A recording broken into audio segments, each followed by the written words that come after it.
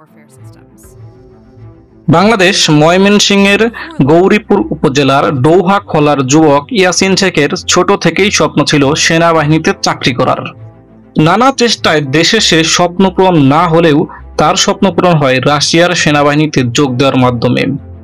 রাশিয়ার সেনাবাহিনীতে চুক্তিভিত্তিক যোদ্ধা হিসেবে যোগ দেন রাশিয়া ইউক্রেন যুদ্ধে।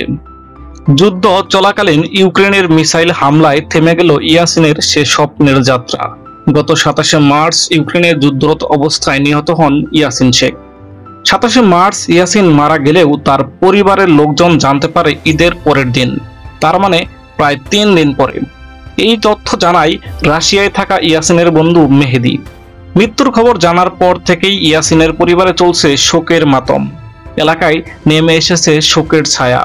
গৌরীপুরের ডৌহাখলা গ্রামের মৃত 70 মিয়ার ছোট ছেলে ইয়াসিন শেখ। 4 ভাই বোনের মধ্যে 2 জন আগেই মারা গেছেন। মা আর বড় ভাইকে নিয়েছিল তার সংসার।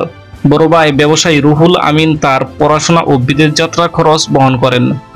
সরেজমিনে গিয়ে দেখা যায় ছেলের ছবি নিয়ে কান্না করছেন মা। কিছুতেই থামছে না মায়ের কান্না। শোকে কাতর পরিবারের সদস্যরা। তবে কিভাবে তিনি রাশিয়ার সেনাবাহিনীতে যোগ দিলেন সেটি জানা যায় তার চাচাতো ভাই রফিকুলের কাছ থেকে। বাংলাদেশ ময়মনসিংহের গৌরীপুর উপজেলার ডৌহাখলার যুবক ইয়াসিন শেখের ছোট থেকেই স্বপ্ন ছিল সেনাবাহিনীতে চাকরি করার।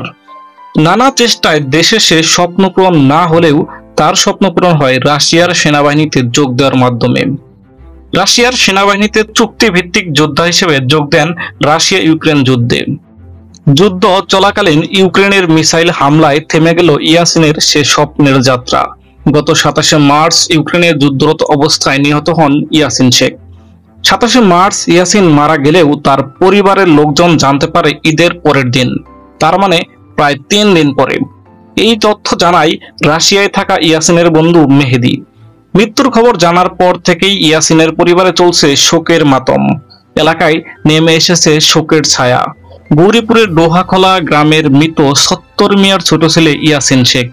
4 ভাই বোনের মধ্যে 2 জন আগেই মারা গেছেন। মা আর বড় ভাইকে নিয়েছিল তার সংসার। বড় ভাই ব্যবসায়ী রুহুল আমিন তার পড়াশোনা ও বিদেশ যাত্রা খরচ বহন করেন। সরেজমিনে গিয়ে দেখা যায় ছেলের ছবি নিয়ে কান্না করছেন মা। কিছুতেই থামছে না মায়ের কান্না। শোকে কাতর পরিবারের সদস্যরা। তবে কিভাবে তিনি রাশিয়ার সেনাবাহিনীতে যোগ দিলেন সেটি জানা যায় তার চাচাতো ভাই রফিকুলের কাছ থেকে।